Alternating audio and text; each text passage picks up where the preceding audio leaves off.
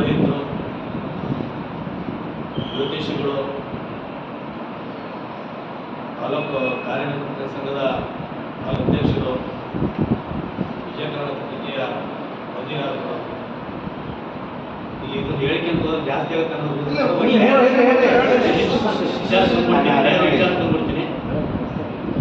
ತಾಯಂದರು ಬಹಳ ಅರ್ಥಗರ್ಭಿತ ಮಾತಾಡಿದರು.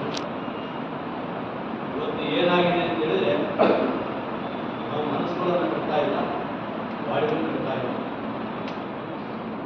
ತಾಯಿ ಹೇಳ್ತೀಗ ಮನೆ ಮುಂದಿರ್ತಕ್ಕಂಥ ಕಟ್ಟೆ ಹೋಗ್ತಾ ಇದೆ, ಹಾಕಿಂತ ಇರ್ತೀವಿ, ಸ್ವಲ್ಪ ದಿವಸ ಹೋದ್ರೆ ಒಡೆದೇ ಕಟ್ಟಿದ್ದೀವಿ.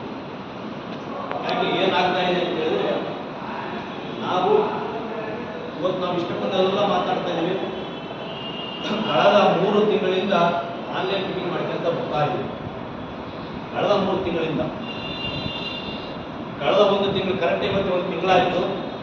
ಕಳೆದ ಅಕ್ಟೋಬರ್ ತಿಂಗಳಲ್ಲಿ 24ನೇ ತಾರೀಕು, ಇವತ್ತು ಕೂಡ 24ನೇ ತಾರೀಕು ಕಾನೂಸಳ್ಳಿ ಅಂತ ಹೇಳ್ಬಿಟ್ಟು ಕೂಡ್ಲಿಗಿ ತಾಲೂಕು ಅಲ್ಲೇ ಮೀಟಿಂಗ್ ಮಾಡಿದ್ವಿ. ನಾವು ಭಾಳ ನಿರೀಕ್ಷೆ ಇಟ್ಕೊಂಡಿದ್ವಿ. ಅಲ್ಲೂ ಕೂಡ ಬೆರಳಿಕೆ ಎಷ್ಟು ಜನ ಬಂದಿದ್ವಿ. ಇವತ್ತು ಕೂಡ ನಾವು ಮೊನ್ನೆ ಇವತ್ತು ಮೀಟಿಂಗ್ ಇವತ್ತು ಇಲ್ಲಿ ಫಿಕ್ಸ್ ಆಗಿದ್ದು ಕೆಲವರಿಗೆ ಮಾತ್ರ ಕೆಲವೇ ದಿವಸಗಳಾಯಿತು ಅಂತ ಅನ್ಕೊಂಡಿದ್ದೀವಿ. ಆದರೆ 24ನೇ ತಾರೀಕು ಫಿಕ್ಸ್ ಆಗಿದ್ದು ಕೂಡ 1 ತಿಂಗಳಾಯಿತು. ನಮ್ಮ ನಿರೀಕ್ಷೆ ಒಂದು 150 ಜನ ಬರ್ತೀವಿ ಅಂತ ಅನ್ಕೊಂಡಿದ್ವಿ. ಮತ್ತೊಬ್ಬರು ಹೇಳಿಕೆ ಯಾಕೆ ಈ ಥರ ಆಗ್ತಾ ಇದೆ ಅಂತ ಹೇಳಿದ್ರೆ, ನಮ್ಮಲ್ಲಿ ಅಹಂ ಇದೆ. ನೀನು ಹೇಳಿದೆವ ನಮಗೆ ಎಲ್ಲರೂ ನಮಗೆ ಖಾಲಿ ಬರಬೇಕಾಗಿತ್ತು ಅಂತೇಳಿ ಆ ಪರಿಸ್ಥಿತಿ ನಾವಿಲ್ಲ. ಯಾಕೆ ನಾವೇ ಮತ್ತೊಂದು ಖಾಲಿ ಬೆಳ ಪರಿಸ್ಥಿತಿ ನಾವು ಮಾಡ್ಕೊಂಡಿದ್ದೀವಿ ಅಂತ ಹೇಳಿದ್ರೆ, ಅದು ನಮ್ಮ ಅಹಮಿಂದರಾಗಿ ಇವತ್ತು ನಾವು ಹಿಂದುಳಿದಂತ ಬರ್ತಾ ಇದ್ದೀವಿ. ಇವತ್ತು ನಾವೇನಾದರೂ ಬಲಿಷ್ಠ ಆಗಬೇಕಾಗಿತ್ತು ಅಂತ ಹೇಳಿದ್ರೆ ಇಷ್ಟು ಜನ ಇರ್ತಾ ಇರಲಿಲ್ಲ, ಇದು ಜಾಗ ಆಗ್ತಾ ಇರಲಿಲ್ಲ. ಯಾಕೆ ಆಗ್ತಾ ಇದೆ ಅಂತ ಹೇಳಿದ್ರೆ, ನಮ್ಮ ಅಹಂ ಎಲ್ಲಿವರೆಗೆ ನಾವು ಬಿಡೋದಿಲ್ಲ ಅಲ್ಲಿವರೆಗೆ ನಾವು ಸಂಘಟನೆ ಆಗಲ್ಲ. ಇನ್ನು ಮೊನ್ನೆ ನಾವು ಆನ್ಲೈನ್ ಮೀಟಿಂಗಲ್ಲಿ ಬಹುಶಃ 3-4 ಜನ ಇದ್ರಿ ಅಂತ ಅನ್ಕೊಂತೀನಿ. ಇವತ್ತು ಜಾತಿಗೋಸ್ಕರ ಹೊಡೆದಾಡ್ತಾ ಆದರೆ ಇವತ್ತು ನಮ್ಮ ಜಾತಿಗೆ ಇನ್ನು ಸ್ವಲ್ಪ ದಿವಸ ಬ್ಯಾಟ್ರಿ ಹುಡುಕ್ಬೇಕಾಗುತ್ತೆ, ಜಂಗಮ ಇಲ್ಲ ಅಂತ ಹುಡುಕ್ಬೇಕಾಗುತ್ತೆ. ಯಾಕೆ ಅಂತ ಹೇಳಿದ್ರೆ, ಸರ್ಕಾರದ ಲೆವೆಲಲ್ಲಿ ನಮ್ಮ ಜಾತಿಯನ್ನು ಮುಚ್ಚಾಕಲಿಕ್ಕೆ ಪ್ರಯತ್ನ ಮಾಡ್ತಾ ಇದ್ದಾರೆ. ಇದು ನಮ್ಮಲ್ಲಿ ಯಾರು ಅರ್ಥ ಆಗ್ತದೆ. ಇಲ್ಲಿ ನಾವು ಬೆಳಗ್ಗೆ ನಾನು ಹೇಳ್ತಾ ಇದ್ದೆ, ಸ್ವಾಮಿಗಳಿಗೆ ಸ್ವಲ್ಪ ಕೆಲವರು ನೋವಾಗೋರು, ನಾನು ಕಾರವಾಗಿ ಮಾತಾಡ್ತೀನಿ. ದಯಮಾಡಿ ನಾವೆಲ್ಲರೂ ಇಲ್ಲಿ ಕುಟುಂಬದವರು, ಇಲ್ಲಿ ಯಾರೋ ದೊಡ್ಡವರು ಸಣ್ಣವರು ಯಾರೂ ಇಲ್ಲ. ಇವತ್ತು ಒಂದು ವಿಚಾರ ನಿಮ್ಗೆ ಹೇಳ್ತೀನಿ. ನಮಗೆ ಇವರು ಶಂಕರಯ್ಯನವರಿಗೆ ಸುಮಾರು 80 ವರ್ಷ ಆಗಿದೆ, ಅವ್ರಿಗೆ 88 ವರ್ಷ ಆಗಿದೆ. ನಾವು ಹೊನ್ನಾಳಿಂದ ಬಂದಿದ್ದೀವಿ. ಯಾಕೆ ಬಂದಿದ್ದೀವಿ ಅಂತ ಹೇಳಿದ್ರೆ, ಅವರಿಗೆ ಮನೆಯಲ್ಲಿ ಕೆಲಸ ಇಲ್ಲ ಅಂತಲ್ಲ. ಯಾಕೆ ಬಂದಿದ್ದೀವಿ ಅಂತೇಳಿ, ನಮ್ಮ ಸಮಾಜ ಒಂದು ಬೆಳೀತಾ ಇದೆ, ಏನೋ ಒಂದು ಸಂಘಟನೆ ಆಗ್ತಾ ಇರೋದು ಒಂದೇ ಕಾರಣಕ್ಕೋಸ್ಕರ ಬಂದಿದ್ದಾರೆ. ಹಾಗಾಗಿ ನಾವು ಏನೇ ಬಂದರೂ ಸಮಾಧಾನದ ಕೂತ್ಕೊಂಡು ಏನೇ ವಿಚಾರ ಇರಲಿ, ಇಲ್ಲ ಸ್ವಾಮಿ ಈ ಥರ ಆಗಬೇಕಾಯ್ತು, ನಾವು ಈ ಥರ ಮಾಡೋಣ ಅಂತ ಹೇಳಿದಾಗ ಮಾತ್ರ ಎಲ್ಲವೂ ಕೂಡ. ಈಗ ಬರೀ ಒಂದು ಕೈ ಕ್ಲಬ್ಸ್ ಹೊಡಿದ್ರೆ ಶಬ್ದ ಬರುತ್ತಾ, ಚಿಟಕಿ ಹೊಡೆದ್ರೆ ಬೇರೆ ಶಬ್ದ, ಕ್ಲಬ್ಸ್ ಹೊಡೆದ್ರೆ ಬೇರೆ ಶಬ್ದ. ಒಂದು ಕ್ಲಬ್ಸ್ ಹೊಡೆದಾಗ ಒಬ್ಬರಿಗೆ ಮಾತ್ರ ಕೇಳುತ್ತೆ, ಈ ಕುಂತ ಅಷ್ಟು ಕ್ಲಬ್ಸ್ ಹೊಡೆದಾಗ ಏನಾಗುತ್ತೆ ಅಂತ ಹೇಳಿದ್ರೆ ಭಾಳಷ್ಟು ಸೌಂಡ್ ಬರುತ್ತೆ. ಹಾಗಾಗಿ ನಾವು ಬಲಿಷ್ಠವಾದ ಸಂಘಟನೆ ಆಗಬೇಕು. ಆ ನಿಟ್ಟಿನಲ್ಲಿ ನಾವು ಪ್ರಯತ್ನ ಮಾಡಬೇಕು. ಅದು ಬಿಟ್ಟು ನಾವು ಬೇರೆ ಹಳೇ ಕಥೆಗಳು ಹೇಳ್ಕೊಂಡು ಯಾವುದೇ ಕಾರಣಕ್ಕೂ ಸಂಘಟನೆ ಆಗಲ್ಲ. ಭಾಳ ನೋವಾಗ್ತಾ ಇದೆ. 1988ರಿಂದ ನಾನು ಈ ಸಂಘಟನೆಗೆ ಬಂದಿದ್ದೀನಿ. ಅವಾಗ ಈ ಮೊಬೈಲು, ಈ ಟೆಲಿಫೋನ್ ಏನಿರಲಿಲ್ಲ. ಈಗ ವಾಟ್ಸಪ್ ಇದ್ದೀವಲ್ಲ, ನಾವು ಕೆಲವರು ಗ್ರೂಪ್ಗಳು ಮಾಡಿದಾಗ 2011ನೇ ಇಸ್ವಿಯಲ್ಲಿ ನಾವು ವಾಟ್ಸಪ್ ಬಂದಿತ್ತು. 2011ರಲ್ಲಿ ವಾಟ್ಸಪ್ ಗ್ರೂಪ್ ಮಾಡಿದಾಗ ಸ್ನೇಹಿ ಜೀವಿ ಜಂಗಮ ಅಂತೇಳಿ ಮಾಡಿದ್ವಿ. ಇವತ್ತು ಆ ಗ್ರೂಪ್ ಎಷ್ಟು ಕೆಲಸ ಮಾಡ್ತಾ ಇದೆ ಅಂತ ಹೇಳಿದ್ರೆ, ಎಲ್ಲ ಯಾರೋ ನೋಡ್ತಾ ಇರಲಿಲ್ಲ. ಇದು ಆ ಗ್ರೂಪಲ್ಲಿ ಇರ್ತಕ್ಕಂಥ ಗ್ರೂಪಲ್ಲಿ ಸುಮ್ಮನೆ ಚರ್ಚೆ ಮಾಡ್ತಾ ಇರ್ತಾರೆ. ನಮ್ಮಲ್ಲಿ ಕೆಲವರು ಹೇಳ್ತಾ ಇರ್ತಾರೆ, ವಾಟ್ಸಪ್ ಅಂತ ಹೇಳ್ತಾರೆ, ವಾಟ್ಸಪ್ ಇರೋರು, ವಾಟ್ಸಪ್ ಸೂರು, ವಾಟ್ಸಪ್ ಪಂಡಿತರು. ಅವ್ರಿಗೆ ಮಾತು ಹೇಳ್ಬಿಡೋದು ಗೊತ್ತಲ್ಲ, ಅವ್ರ ವ್ಯಕ್ತಿ ವ್ಯಕ್ತಿ ಇಲ್ಲ. ಆ ವಾಟ್ಸಪ್ ಕುಂತ ಚರ್ಚೆ ಮಾಡೋ ಬದ್ದಿಗೆ ಇಲ್ಲಿ ಬಂದು ಕುಂತು ನಾವೇನು ಅವ್ರಿಗೇನು ಹೇಳೋದು ಬೇಡ, ಎಸ್ ಅನ್ನೋದು ಬೇಡ, ನೋ ಅನ್ನೋದು ಬೇಡ. ಬಂದು ಕುಂತಾಗ ಎಷ್ಟು ಗ್ರೂಪ್ ಇರ್ಬೋದು? ಸುಮಾರು 32 ಜಿಲ್ಲೆಯಲ್ಲಿ ಕನಿಷ್ಠ ಒಂದೊಂದು ಗ್ರೂಪಲ್ಲಿ 300ರಿಂದ 400 ಜನ ಇದ್ದಾರೆ. ಒಂದು ಗ್ರೂಪಿಗೆ 50 ಜನ ಬಂದರೂ ಕೂಡ 32 150 150 ಜನ ಬರ್ಬೇಕಾಯ್ತು. 150 ಅಲ್ಲ, ಬೇರೆ 50 ನಾವಿಲ್ಲ. ನಾವು ಯಾವ ಪರಿಸ್ಥಿತಿ ಬಗ್ಗೆ ಅರ್ಥ ಮಾಡ್ಕೊಳ್ಳೋದು. ಇನ್ನು ನಮ್ಮ ಸ್ವಾಮಿಯವರು ಹೇಳಿದ್ರು ಸಂಸ್ಕಾರಗಳು ಕಲಿಸ್ಬೇಕಂತೇಳಿ. ನಾವು ಸಂಸ್ಕಾರವನ್ನು ಕಲಿಬೇಕು ಖಂಡಿತ. ಇವತ್ತು ನಮ್ಮನ್ನು ನೋಡಿದರೆ ಎಲ್ಲರಿಗೂ ಕೈ ಮುಗಿತಾರೆ ಅಂತ ಸ್ವಾಮಿ ಹೇಳಿದರು. ಪರಿಸ್ಥಿತಿ ಏನಾಗಿದೆ ನೋಡಿ. ನಾವು ಭಕ್ತರ ಜೊತೆ ಕೂತ್ಕೊಂಡು ಕಾಲಕ್ಕೆ ಬೀಡಿ ಸಿಗರೇಟ್ ಸಿಕ್ಕಿ ಅಂತ ಕೂತ್ಕೊಂಡು ಎಲ್ಲಿಗೂ ನಾವು ಬಿಡಲ್ಲ, ಅಲ್ಲಿವರೆಗೂ ನಮ್ಮ ಕಾಲಿಗೆ ಯಾರು ಅಂತ ಹೇಳೋದು. ಅವ್ರು ಹೇಳಿದರು, ನಾವು ಬೂದಿಯನ್ನು ಒಲೆಗೆ ಬೂದಿ ತಗೊಂಡು ಹೋಗ್ತಾ ಹೋದ್ರೆ ನಮ್ಮ ಭಕ್ತರು ನಿಂತ್ಕೊಂತ ಇತ್ತು. ಆ ಪರಿಸ್ಥಿತಿ ನಾವಿಲ್ಲ. ಯಾಕೆ ಅಂತ ಹೇಳಿದ್ರೆ ಅವ್ರ ಮಗ್ಲಕ್ಕೆ ಹೋಗಿ ಕೂತ್ಕೊಂಡು ಬೀಡಿ ಸಿಗರೇಟ್ ಸಿಕ್ಕಿ ಕೂತ್ಕೊಂತೀವಿ, ಮತ್ತೊಂದು ಏನೋ ಹೇಳ್ಕೊಂಡು ಕೂತ್ಕೊಂತೀವಿ. ಯಾರು ನಮಸ್ಕಾರ ಮಾಡ್ತಾರೆ? ಯಾರು ಮಾಡ್ತಾರೆ? ಅದಕ್ಕೆ ಇಲ್ಲಿ ಮೊದಲನೇದು ನಮಗೆ ಸಂಸ್ಕಾರ ಬೇಕು, ಸಂಸ್ಕೃತಿಯನ್ನು ಉಳಿಸ್ಬೇಕು. ಎಲ್ಲದಕ್ಕಿಂತ ಮುಖ್ಯವಾಗಿ ನಮ್ಮ ಸೌಲಭ್ಯಗಳನ್ನ ಪಡ್ಕೋಬೇಕಂತ ಹೇಳಿದ್ರೆ ನಾವು ಸಂಘಟನೆ ಆಗಬೇಕು. ಇದು ಬಹಳ ಚೆನ್ನಾಗಿ ತಿಳ್ಕೊಳ್ರಿ. ಇಲ್ಲಿ ಎಷ್ಟು ಜನ ಬಹುತೇಕ ಇಲ್ಲೆಲ್ಲ ಇಟ್ಕೊಂಡಿರ್ಬೋದು, ನಮ್ಮಲ್ಲಿ ಇಟ್ಕೊಂಡಿದ್ದು.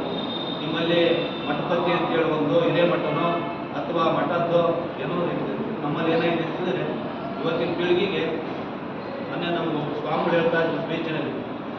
ಏನು ಹೇಳ್ತಾ ಇದ್ದಂದ್ರೆ, ಶಾಸ್ತ್ರಗಳೇನು ಬುದ್ಧಿ ನಮ್ಮನ್ನ ಯಾಕೆ ಕರಿತೀವಿ ಬೈಕ್ನ ನಿಮ್ಮ ಪಡಿ ನೀವು ಮಾತಾಡಿದೆ. ನಾವು ಇಲ್ಲ ಕೇಳ್ತಾರೆ, ಕ್ಲೀನಾಗಿ ಕೇಳ್ತಾರೆ ಏನು ಬುದ್ಧಿ ಅಂತ. ಈಗ ಅಕ್ಷರ ಕರೀತಾರೆ, 2 ಅಕ್ಷರ. ಏನು ಬುದ್ಧಿ ಅಂತ ಮಕ್ಕಳಿಗೆ ಏನು ಇರ್ತಾರೆ ಅಂತ ಹೇಳಿದ್ರೆ, ಮುಂಚೆಲ್ಲ ಮಹೇಶ್ ಕುಮಾರು, ವೀರಭದ್ರೇಶ್ವರ ಎಲ್ಲ ಹೇಳ್ತಾ ಇದ್ರು. ಈಗ ಏನು ಬಂದಿದ್ರೆ ವೀರು ಗೀರು ಬೀರು ಅಂತ ಬಂದಿದ್ದಾರೆ. ಇನ್ನು ಸ್ವಲ್ಪ ಸೋದ್ರೆ ಅಂತ ಬರುತ್ತೆ ಹೇಳ್ತಾರೆ. ನಾವು ಕೂಡ ಅರ್ಥ ಮಾಡ್ಕೋಬೇಕು. ನಾವು ಎಷ್ಟು ಜನ ಮಕ್ಕಳಿಗೆ ನಮ್ಮ ಹೆಸರು ಮುಂದೆ ಸರ್ನೇಮ್ ಇಟ್ಕೊಂಡಿದ್ವಿ ಹೇಳಿ ನೋಡೋಣ. ಎಷ್ಟು ನಮ್ಮ ಮಕ್ಕಳಿಗೆ ಇಟ್ಟಿದ್ದೀರಿ ಹೇಳಿ ನೋಡೋಣ. ಹೌದಾ?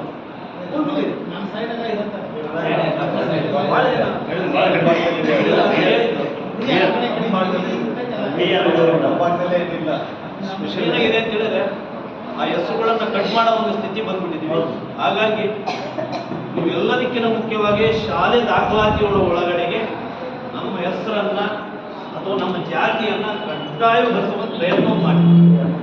ಯಾಕೆಂದ್ರೆ ಇವತ್ತು ನನ್ನ ಜಾತಿಯನ್ನು ಹೇಳ್ಕೋಬೇಕಾದ್ರೆ ನಾನು ಯಾವ ಸರ್ಕಾರಿ ಅಧಿಕಾರಿ ಅಲ್ಲ, ಯಾವ ತಹಸೀಲ್ದಾರ್ ಅಲ್ಲ, ಜಿಲ್ಲಾಧಿಕಾರಿಗಳಲ್ಲ, ಯಾವ ಸರ್ಕಾರಗಳಲ್ಲ. ನಮ್ಮ ಜಾತಿಯನ್ನ ಸೂಚಿಸಬೇಕಾದ್ರೆ ನಾವೇ. ಹಾಗಾಗಿ ನಿಮ್ಮ ಕಡ್ಡಾಯವಾಗಿ ಶಾಲಾ ದಾಖಲಾತಿ ಒಳಗಡೆಗೆ ವೀರಶೈವ ಲಿಂಗಾಯತನ ಬಿಡ್ರಿ, ಬೇಡ ಜಂಗಮ ಅನ್ನೋದು ಬರ್ಸೋದು ಫಸ್ಟ್ ಕಲಿ. ಆಟೋಮೆಟಿಕಲಿ ನಮ್ಮ ಜಾತಿಯನ್ನ ಉಳಿಸೋ ಪ್ರಯತ್ನ ಮಾಡೋಣ. ಇನ್ನು ಉಳಿದಿದ್ದು ಸರ್ಟಿಫಿಕೇಟ್ ಹೋಗ್ಬೇಕು ಅನ್ನೋದ್ರಲ್ಲಿ ಮೊದಲೇ ನಾನೇ. ಈಗ ನಮ್ಮನೆ ಒಳಗೆ ಸರ್ಟಿಫಿಕೇಟ್ ತಗೊಂಡಿದ್ದೀವಿ, ನಮ್ಮನೆ ಒಳಗೆ ಸರ್ಟಿಫಿಕೇಟ್ ಸಿಕ್ಕಿದೆ. ನಾನು 2ನೇ ಮಗ್ಗೆ ಬೇಡ ಜಂಗಮ ಅಂತ ಸಿಕ್ಕಿದೆ. ದೊಡ್ಡ ಮಗ್ಗೆ ವೀರಶೈವ ಲಿಂಗಾಯತ ಅಂತ ಬಂದಿದೆ, ನಂದು ಲಿಂಗಾಯತ ಅಂತ. ಹಾಗಾಗಿ ಇಲ್ಲಿವರೆಗೆ ನನಗೆ ಇವತ್ತು ನನ್ನ ಪ್ರಯತ್ನ ನಾವು ಬಿಡ್ತಾ ಇಲ್ಲ, ಹೋರಾಟ ಮಾಡಬೇಕು. ಹಾಗೆ ಹೇಳಿದ್ದೆ. ಯಾಕೆ ಅಂತ ಹೇಳಿದ್ರೆ ನಾನು ಒಬ್ಬನೇ ನಿಂತ್ಕೊಳ್ಳೋದು, ಅಷ್ಟು ಓದಿಸಿ ನಿಂತ್ಕೊಳ್ಳೋದು ಎಷ್ಟು ವ್ಯತ್ಯಾಸ ಇದೆ. ಇನ್ನೊಂದು ಹೇಳ್ತೀನಿ, ವೋಲ್ಟೇಷನ್ ಅಂದ ತಕ್ಷಣ ನಮ್ಮ ಜನ್ಮೂರು ಒಂದಿಷ್ಟು ಜನ ರೂಢಿಸಮ ಹೋಗೋದೀವಿ, ಒಂದಿಷ್ಟು ಜನ ಗೌರವದಿಂದ ಯಾಕಪ್ಪ ನನಗೆ ಬೇಕು ಅಂತ ಹೋಗ್ತಾರೆ. ಯಾಕಂದ್ರೆ ಪ್ರತಿನಿತ್ಯ ನಾನು ಸ್ಟೇಷನ್ ಹೋಗ್ತಾ ಇರ್ತೀನಿ. ಸ್ಟೇಷನ್ ನೋಡಿದಾಗ ನನಗೊಂದ್ಸತಿ ಎಲ್ಲೋ ಒಂದ್ಸತಿ ಭಯ ಅನಿಸುತ್ತೆ. ಯಾಕೆ ನಾನು ಒಬ್ಬ ಪತ್ರಕರ್ತನಾಗಿ ಹೋಗೋದು ಬೇರೆ, ಒಬ್ಬ ಜ್ಯೋತಿಷಿ ಪುರೋಹಿತನ ಆಗೋದು ಬೇರೆ. ನಾನು ಜ್ಯೋತಿಷ್ಯ ಪುರೋಹಿತರಾಗಿ ಹೋಗ್ಬೇಕಂತ ಹೇಳಿದ್ರೆ ನನಗೆ ಸಂಕುಚಿತ ಮನೋಭಾವನೆ ಬರುತ್ತೆ. ಆದ್ರೆ ನಾನು ಒಬ್ಬ ರಿಪೋರ್ಟರ್ ಹೋಗ್ಬೇಕಂತ ಏನಿಲ್ಲ, ನಾನು ಗತ್ತಿನೆಲ್ಲ ಹೋಗ್ತೀನಿ, ಗತ್ತಿನಲ್ಲೇ ಕೇಳ್ತೀನಿ. ಯಾಕೆಂತ ಹೇಳಿದ್ರೆ ನಮ್ಮಲ್ಲಿ ಗೌರವವನ್ನು ಉಳಿಸೋ ಜನ ಇದ್ದೀರಿ. ಆ ಗೌರವ ಜೊತೆಗೆ ನಮ್ಮ ಸಂಸ್ಕಾರ ಸಂಸ್ಕೃತಿಯನ್ನು ಉಳಿಸ್ಕೊಳ್ರಿ, ನಮ್ಮ ಜಾತಿಯನ್ನು ಉಳಿಸ್ಕೊಳ್ರಿ. ಎಲ್ಲದಕ್ಕಿಂತ ಮುಖ್ಯವಾಗಿ ದಯವಿಟ್ಟು ಸಣ್ಣರಲ್ಲಿ ದೊಡ್ಡರಿಗೆ ಕಾರ್ಯಕ್ರಮ ಕೇಳ್ಕೊಂತೀನಿ. ಮುಂದೆ ಒಂದು ಏನಾದ್ರು ಒಂದು ಸಭೆ ಸೇರ್ಕೊಂತೀವಿ ಅಂತ ಹೇಳಿದಾಗ ಇದು ಒಳಮುಂಡೆ ಶಾಸ್ತ್ರಗಳ ಮನೆ ಕಾರ್ಯಕ್ರಮ ಆಗಲಿ, ನಮ್ಮ ಸಂಧಿ ಮನೆ ಕಾರ್ಯಕ್ರಮ ಆಗಲಿ, ಅಥವಾ ಸೀತಾ ಮಠಪದ ಮನೆ ಕಾರ್ಯಕ್ರಮ ಅಲ್ಲ, ಇದು ಇಡೀ ಜಂಗಮದ ಮನೆಯ ಕಾರ್ಯಕ್ರಮ. ಹಾಗಾಗಿ ಈ ಮನೆಗೆ ಬಂದು ನಾವು ಡೊಳ್ಳು ಭಜಂತಿ ತಗೊಂಡು ಕರ್ಕೊಂಬರಕ್ಕೆ ಬರಲ್ಲ. ಒಂದು ವಾಟ್ಸಪ್ ಮೆಸೇಜ್ ಹಾಕಿದ ತಕ್ಷಣನೇ ಕಲ್ಲಕ್ಕೆ ಗೊತ್ತಾದ್ರೆ ಮಲ್ಲಕ್ಕನ್ನು ನಾವು ಅಷ್ಟು ಕರ್ಕೊಂಬರೋ ಒಂದು ವ್ಯವಸ್ಥೆಯನ್ನು ಮಾಡಬೇಕು. ಬಸಣ್ಣ ಗೊತ್ತಾದ್ರೆ ಸಣ್ಣನ ಕರ್ಕೊಂಬರೋ ಒಂದು ವ್ಯವಸ್ಥೆ ಆಗಬೇಕು. ಹಾಗಾದಾಗ ಮಾತ್ರ ನಮ್ಮ ಸಂಘಟನೆ ಬಲಾಢ್ಯ ಆಗಲಿಕ್ಕೆ ಸಾಧ್ಯ ಆಗುತ್ತೆ. ಎಲ್ಲದಕ್ಕೂ ಕೂಡ ಒಂದು ಅರ್ಥ ಇರುತ್ತೆ. ನಮ್ಮಲ್ಲಿ ಮೊನ್ನೆ ನಾವು ಆನಿವರ್ಸರಿ ಹೋಗುವಾಗ ಒಂದು ಚರ್ಚೆ ಮಾಡ್ಕೊಂತ ಒಂದು ಕಾರಲ್ಲಿ ಹೇಗಿದೆ ಅಂತ ನೋಡ್ರಿ. ನಾವು ಒಂದು ಆನ್ಲೈನ್ ಮೀಟಿಂಗ್ ಮಾಡಿದ್ವಿ, ಏನಾಯ್ತು ಅನ್ನೋದು ಒಂದೇ ಒಂದು ಸಣ್ಣ ಉದಾಹರಣೆ ನಿಮಗೆ. ಬಹುಶಃ ಚಿಕ್ಕ ವಯಸ್ಸು, ಇವೆಲ್ಲ ಕುಂತರು ಚಿಕ್ಕ ವಯಸ್ಸು, ನಮ್ಮ ಸಮಾಜದ ಹುಡುಗರೇ ಮುಂದೆ ಬರ್ಬೇಕು ಅಂತ ಆಸೆ ಇಟ್ಕೊಂಡಿದ್ದೀರಲ್ಲ, ನಿಜವಾಗ್ಲೂ ನಿಮಗೆ ಯಾಕೆ ಅಂತ ಹೇಳಿದ್ರೆ, ನಾವು ಕಷ್ಟಪಟ್ಟುವಾಗ ನಮಗೆ ಯಾರು ಇರಲಿಲ್ಲವಾಗ ಇವಾಗ ನಮ್ಮ ಸಮಾಜದಲ್ಲಿ ಬರಲಿ ಅಂತ ಹೇಳಿ ಮುಂದೆ ಬರ್ತಿದ್ದೀರಲ್ಲ, ಅದಕ್ಕೆ ನಾವು ಒಂದು ಸಲಾಮ್ ಹೇಳಲೇಬೇಕು. ಯಾಕೆಂದ್ರೆ ಅವತ್ತು ನಮ್ಮ ಫೋನಲ್ಲಿ ಹೇಳಿದ್ರು, ಶಿವಮೊಗ್ಗದಲ್ಲಿ ಯಾರಾದ್ರೂ ಹೇಳಿ ನಮ್ಮನೆಗೆ ಕೆಲಸ ಕೊಡ್ಸೋಣ ಅಂತ. ಅದು ಪ್ರೈವೇಟ್ ಕೆಲಸ ಇರ್ಬೋದು, ಅದು ₹1 ಸಂಬಳ ಕೊಡ್ಬೋದು, ಆದ್ರೆ ನಮ್ಮನೆ ಕೊಡಿಸ್ಬೇಕಂತ ಮನೋಭಾವನೆ ಇದೆಯಲ್ಲ, ಅದೆಷ್ಟು ಜನಕ್ಕೆ ಬರುತ್ತೆ ಹೇಳಿ. ಹಾಗಾಗಿ ಅದನ್ನೊಂದು ಕೂಡ ನಮ್ಮ ಮಲ್ಲಿಕಾರ್ಜುನರಾಗಲಿ, ನಮ್ಮ ಶಶಿಧರಾಗಲಿ, ಅಥವಾ ನಮ್ಮ ಪ್ರದೀಪ್ ಮಾಣಿಕಾಗಲಿ, ಒಂದು ಎಲ್ಲದಕ್ಕಿಂತ ಮುಖ್ಯವಾಗಿ ನಾವು 2009 ಫೇಸ್ಬುಕ್ಗೆ ಬಂದಾಗ ನನಗೆ ಮೊದಲೇ ಪರಿಚಯ ಆದ ಅಂತೂರು ಮಟ್ಟ.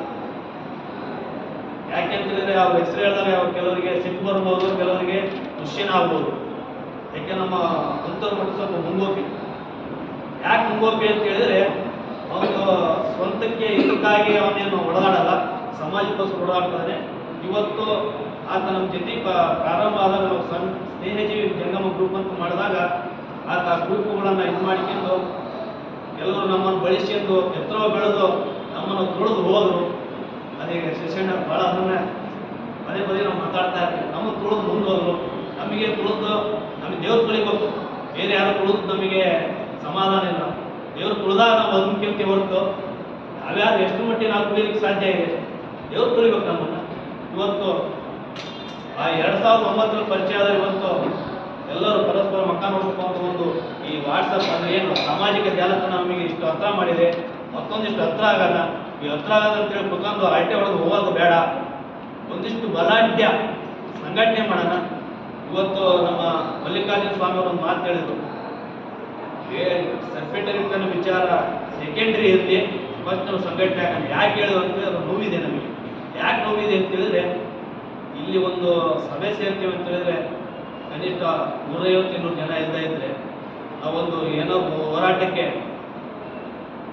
ಕರೆ ಕೊಟ್ಟರೆ, ಒಂದು ತಾಲೂಕು ಆಫೀಸ್ಗೆ ಆಗಲಿ ಅಥವಾ ಜಿಲ್ಲಾ ಆಫೀಸ್ಗೆ ಆಗಲಿ ಅಥವಾ ವಿಧಾನಸೌಧಕ್ಕೆ ಕನಿಷ್ಠ 1 ಲಕ್ಷ ಜನ ಓದಿದ್ರೆ ನಮ್ಮ ಸಮಾಜಕ್ಕೆ ಅವಮಾನವಾಗಬಾರ್ದು,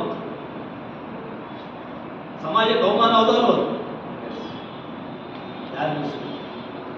ಯಾಕೆಂದ್ರೆ ಸಮಾಜದ ಬಗ್ಗೆ ಕಳಕಳಿ ಎಲ್ಲಿವರೆಗೆ ಬರಲ್ಲ ಅಲ್ಲಿವರೆಗೆ ಕೂಡ ನಾವು ಎಷ್ಟೇ ಮಾತಾಡಿದ್ರು ಅದು ವ್ಯರ್ಥ ಆಗುತ್ತೆ. ನಾವು ಎಲ್ಲಿವರೆಗೆ ನಾವು ಸಂಘಟನೆ ಆಗೋದಿಲ್ಲ ಅಲ್ಲಿವರೆಗೆ ನಾವು ಏನೇ ಮಾತಾಡೋದು ಕೂಡ ವ್ಯರ್ಥ ಆಗುತ್ತೆ. ನಮ್ಮಲ್ಲಿ ಇರ್ತಕ್ಕಂಥ ಅಹಮ್ಮನ್ನು ಬಿಟ್ಟು ನಮ್ಮ ಸಮಾಜ ಏನು ಕೊಟ್ಟಿದೆ ಅನ್ನೋದಕ್ಕಿಂತ ಮುಖ್ಯವಾಗಿ ಸಮಾಜಕ್ಕೆ ನಾವು ಏನು ಮಾಡ್ತೀವಿ ಅನ್ನೋದನ್ನ ಮನೋಭಾವನೆಯಿಂದ ಇಟ್ಕೊಂಡು ಎಲ್ಲರೂ ಪ್ರತಿಯೊಬ್ಬರು ಕೈ ಜೋಡಿಸ್ಬೇಕಾಗಿ ಕೇಳ್ಕೊಳ್ತಾ ನಿಮ್ಮೆಲ್ಲ ಅಂತರಾತ್ಮಕ್ಕೆ ಮತ್ತೊಮ್ಮೆ ಮತ್ತೆ ಶರಣ